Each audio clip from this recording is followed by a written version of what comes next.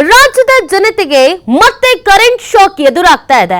ವಿದ್ಯುತ್ ದರ ಹೆಚ್ಚಿಸಿ ಕೆಇಆರ್ಸಿ ಆದೇಶವನ್ನ ಹೊರಡಿಸ್ತಾ ಇದೆ. ಪ್ರತಿ ಯೂನಿಟ್ಗೆ 36 ಪೈಸೆ ಹೆಚ್ಚಳ ಮಾಡಲಾಗ್ತಾ ಇದೆ. ಏಪ್ರಿಲ್ 1ರಿಂದ ಪರಿಷ್ಕೃತ ದರ ಜಾರಿಗೆ ಬರ್ತಾ ಇದೆ. ಮುಂದಿನ 3 ವರ್ಷಕ್ಕೂ ದರ ಏರಿಕೆ ಮಾಡಿ ಆದೇಶವನ್ನ ಹೊರಡಿಸಲಾಗಿದೆ. ಪ್ರಸಕ್ತ ವರ್ಷಕ್ಕೆ 36 ಪೈಸೆ, 2026ಕ್ಕೆ 35 ಪೈಸೆ ಹೆಚ್ಚಳ, 2027ಕ್ಕೆ 34 ಪೈಸೆ ಹೆಚ್ಚಳ ಮಾಡಿ ಕೆಇಆರ್ಸಿ ಆದೇಶವನ್ನ ಹೊರಡಿಸಿದೆ.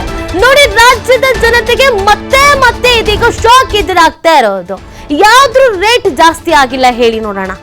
ಎಲ್ಲ ಫ್ರೀ ಅನ್ಕೊಂಡ್ವಿ, ಎಲ್ಲದ್ರ ರೇಟ್ ಕಡಿಮೆ ಆಗತ್ತೆ ಅಂತ ಅನ್ಕೊಂಡ್ವಿ.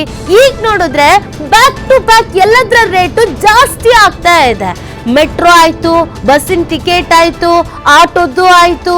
ಈಗ ನೋಡಿದ್ರೆ ಕರೆಂಟಿನ ಶಾಕ್ ಎದುರಾಗ್ತಾ ಇದೆ. ವಿದ್ಯುತ್ ದರವನ್ನ ಹೆಚ್ಚಿಸಿ ಕೆಇಆರ್ಸಿ ಆದೇಶವನ್ನ ಹೊರಡಿಸಿದೆ. ಪ್ರತಿ ಯೂನಿಟ್ಗೆ 36 ಪೈಸೆ ಹೆಚ್ಚಳ ಮಾಡಲಾಗಿದೆ. ಜೊತೆಗೆ ಇದು ಏಪ್ರಿಲ್ 1ರಿಂದ ಪರಿಷ್ಕೃತ ದರ ಜಾರಿಗೆ ಬರ್ತಾ ಇದೆ. ಹಾಗೇನೆ ಮುಂದಿನ 3 ವರ್ಷಕ್ಕೂ ದರ ಏರಿಕೆಯನ್ನ ಮಾಡಿ ಆದೇಶವನ್ನ ಹೊರಡಿಸಲಾಗಿದೆ. ಹೇಗೆ ಜೀವನ ಮಾಡೋದು ಅನ್ನೋದು ಪ್ರಶ್ನೆ. ನೋಡಿ, ಯಾವ್ದ್ರ ರೇಟ್ ಕಡಿಮೆ ಇದೆ, ಎಲ್ಲದ್ರ ರೇಟು ಜಾಸ್ತಿನೇ ಇದೆ. ನಾವು ಪೆಟ್ರೋಲು, ಡೀಸೆಲು, ಬಂಗಾರ ಅದೆಲ್ಲದ್ರ ಜೊತೆಗೆ ದಿನನಿತ್ಯ ನಾವು ಏನು ಓಡಾಡ್ತೀವೋ, ಕೆಲಸ ಕಾರ್ಯಗಳಿಗೆ ಹೋಗ್ಬೇಕು ಅಂತ ಹೇಳಿದ್ರು bus charge, metro charge, auto, ಈ ಕಡೆ ಎಲ್ಲ ದವಸ ಧಾನ್ಯ ಎಲ್ಲದ್ರ ರೇಟು ಜಾಸ್ತಿ ಆಗಿದೆ. ಅಡುಗೆ ಎಣ್ಣೆಯಿಂದ ಹಿಡಿದು ಅಕ್ಕಿಯಿಂದ ಹಿಡಿದು ಪ್ರತಿ ಒಂದ್ರೂ ಕೂಡ ದಿನಕ್ಕಿಂತ ದಿನಕ್ಕೆ ಜಾಸ್ತಿನೇ ಆಗ್ತಾ ಹೋಗ್ತಾ ಇದೆ. ನೋಡಿ, ಉಚಿತ ವಿದ್ಯುತ್ತು ಅಂತ ಹೇಳಿದ್ರು ಅಲ್ವಾ? ಈ ಉಚಿತ ವಿದ್ಯುತ್ತು ಎಲ್ಲಿವರೆಗೂ, ಎಷ್ಟು ದಿನಕ್ಕೆ, ಯಾರ್ಯಾರಿಗೆ ಏನೇನು ಅನ್ನೋದು ಮೊದಲ ದಿನದಿಂದಲೂ ಪ್ರಶ್ನೆ ಮಾಡಲಾಗ್ತಾ ಇತ್ತು. ಈ ಎಲ್ಲ ಉಚಿತಗಳನ್ನ ಕೊಡ್ತಾರೆ, ಇನ್ಮೇಲಾದ್ರೂ ಆರಾಮಾಗಿರ್ಬೋದು ಅಂತ ಜನ ಕನಸನ್ನ ಕಂಡಿದ್ರು. ಆದ್ರೆ ಇವರು ಏರಿಕೆ ಮಾಡ್ತಾ ಇರೋದು ಗೊತ್ತಾಗ್ತಾನೆ ಇಲ್ಲ. ನಿಧಾನಕ್ಕೆ ಒಂದೊಂದ್ರದೇ ರೇಟ್ ಜಾಸ್ತಿ ಮಾಡ್ಕೊಂಡು ಬರ್ತಾ ಇದ್ದಾರೆ. ಕೇಳಿದ್ರೆ ಆದಾಯದ ಕೊರತೆ, ಬಹಳ ಕೊರತೆಯನ್ನ ಅನುಭವಿಸ್ತಾ ಇದ್ದೀವಿ, ಎದುರಿಸ್ತಾ ಇದ್ದೀವಿ. ಸಂಪನ್ಮೂಲ ಕ್ರೋಢೀಕರಣ ಅನ್ನೋದಾಗ್ತಾ ಇಲ್ಲ, ಲಾಸಲ್ ನಡೀತಾ ಇದೆ. ಅದಕ್ಕೆ ಯಾಕೆ ಸ್ವಾಮಿ ಜನಸಾಮಾನ್ಯರಿಗೆ ಬರೆ ಹಾಕ್ತಾ ಇದ್ದೀರಾ?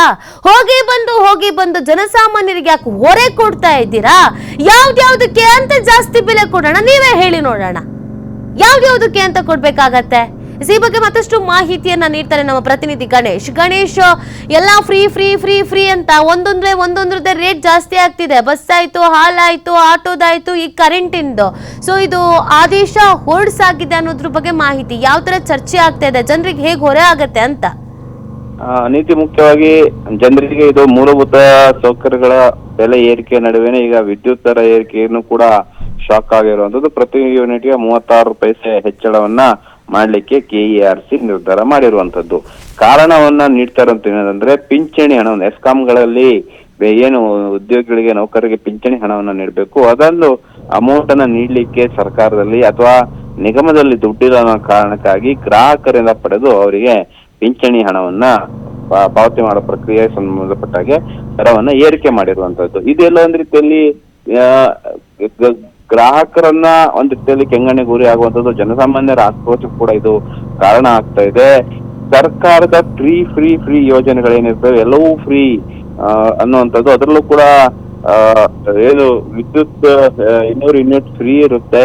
ಅದ್ರ ನಡುವೆನೂ ಕೂಡ ಈ ತರದ ದರ ಹೆಚ್ಚಳ ಮಾಡ್ತಾ ಹೋದ್ರೆ ಇದು ಸಹಜವಾಗಿ ಮತ್ತಷ್ಟು ಸರ್ಕಾರದ ವಿರುದ್ಧ ಅಸಮಾಧಾನಕ್ಕೆ ಇದು ಕಾರಣ ಆಗ್ತಾ ಇರುವಂತದ್ದು. ಈಗ ಏಪ್ರಿಲ್ 1ರಿಂದ ಹೊಸ ದರ ಜಾರಿ ಆಗತ್ತೆ. ಅದ್ರ ಜೊತೆಗೆ ಮತ್ತೊಂದು ಮಾಹಿತಿ ಏನು ಕೆಪಿಟಿಸಿಎಲ್ ಅಧಿಕಾರಿಗಳಿಂದ ಬಂದಿರುವಂತಹ ಮಾಹಿತಿ ಅಥವಾ ಮೂಲಗಳಂತ ನಾವೇನ್ ಹೇಳೋದಾದ್ರೆ, ಮತ್ತೆ ಇದರ ಹೊರತಾದಂತಹ ದರ ಏರಿಕೆ ಕೂಡ ಆಗುತ್ತೆ ಅನ್ನುವಂತಹ ಮಾಹಿತಿ ಇರುವಂತದ್ದು. ಅಂದ್ರೆ ಆಗ ಗ್ರಾಹಕರಿಗೆ ಡಬಲ್ ಶಾಕ್ ಆಗುತ್ತೆ.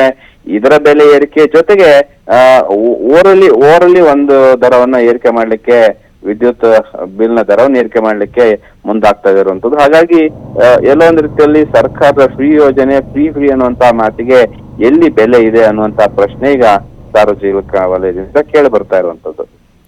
ಗಣೇಶ್, ಈಗಾಗಲೇ ಮೆಟ್ರೋ ದರ ಏರಿಕೆ ಆದಾಗ್ಲೂ ಸಾಕಷ್ಟು ಆಕ್ರೋಶ ವ್ಯಕ್ತವಾಗಿತ್ತು. ಪ್ರತಿಭಟನೆ ಮಾಡ್ತೀವಿ, ಹೋರಾಟ ಮಾಡ್ತೀವಿ, ಈಗ ನೋಡಿದ್ರೆ ಯಾರು ಮೆಟ್ರೋಗೆ ಬರ್ತಾನೆ ಇಲ್ಲ ಅಂತ ಹೇಳಿ ಇನ್ನೊಂದು ಥರದಲ್ಲಿ ಕೆಲಸಗಳನ್ನು ಮಾಡಲಾಗ್ತಾ ಇದೆ. ಸೊ ಬ್ಯಾಕ್ ಟು ಬ್ಯಾಕ್ ಈ ರೀತಿಯಾಗಿ ರಾಜ್ಯದ ಜನತೆಗೆ ಶಾಕ್ ಕೊಡ್ತಾ ಇರೋದ್ರಿಂದ ಯಾವ ರೀತಿಯಾಗಿ ಜನರು ಹಿಡಿಶಾಪ ಹಾಕ್ತಾ ಇದ್ದಾರೆ, ಒಂದು ವಿಶ್ವಾಸ ಗಳಿಸುವಲ್ಲಿ ಯಾವ ಥರ ವಿಫಲ ಆಗ್ಲಾಗ್ತಾ ಇದೆ ಅಂತ.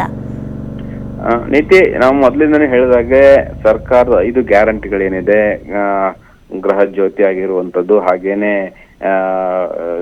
ಬೇರೆ ಬೇರೆ ಗ್ಯಾರಂಟಿಗಳ ಅನ್ನಭಾಗ್ಯ, ಹಾಗೇನೆ ಬೇರೆ ಬೇರೆ ಗ್ಯಾರಂಟಿಗಳೇನಿದೆ, ಆ ಸ್ಕೀಮ್ಗಳೆಲ್ಲವೂ ಕೂಡ ವಿವಾದಕ್ಕೆ ಒಂದಲ್ಲ ಒಂದು ವಿವಾದಕ್ಕೆ ಈಗ ಎಡೆ ಮಾಡಿಕೊಡ್ತದೆ. ಅದಕ್ಕೆ ಹಣವನ್ನು ಹೊಂದಿಸ್ಲಿಕ್ಕೆ ಸರ್ಕಾರ ಪರದಾಟ ಮಾಡೋದು ಬರೀ ಒಂದ್ ಕಡೆ ಆದ್ರೆ, ಇನ್ನೊಂದ್ ಕಡೆ ಗ್ರಾಹಕರಿಂದ ಈ ತರದ ಹಣವನ್ನ ವಸೂಲಿ ಮಾಡುವಂತ ಪ್ರಕ್ರಿಯೆಗಳು ಏನಾಗ್ತಾ ಇದೆ, ಇದು ಸಹಜವಾಗಿ ಜನವಿರೋಧಿ ಆಡಳಿತ ಅನ್ನುವಂತಹ ಪ್ರಶ್ನೆಗಳು, ಆಕ್ರೋಶಗಳು ಈಗ ಸಾರ್ವಜನಿಕ ಜನಸಾಮಾನ್ಯರಲ್ಲಿ ಮೂಡ್ತಾ ಇರುವಂತದ್ದು. ಇತ್ತೀಚೆಗೆ ನಾವು ಹೇಳಿದಾಗೇನೆ ಇತ್ತೀಚೆಗೆ ಹೊಸ ವರ್ಷದಲ್ಲಿ, ಈ ಒಂದು 2025 ಹೊಸ ವರ್ಷದಲ್ಲೇ ನಮ್ಮ ಮೆಟ್ರೋ ದರ ಫೆಬ್ರವರಿಯಲ್ಲಿ ಏರಿಕೆ ಆಯ್ತು. 1% 2% ಅಲ್ಲ, 100% ದರ ಏರಿಕೆ ಆಯ್ತು. ಸಹಜವಾಗಿ ಜನರು ಮೆಟ್ರೋದಲ್ಲಿ ಪ್ರಯಾಣ ಮಾಡೋದನ್ನೇ ನಿಲ್ಲಿಸಿದ್ದಾರೆ.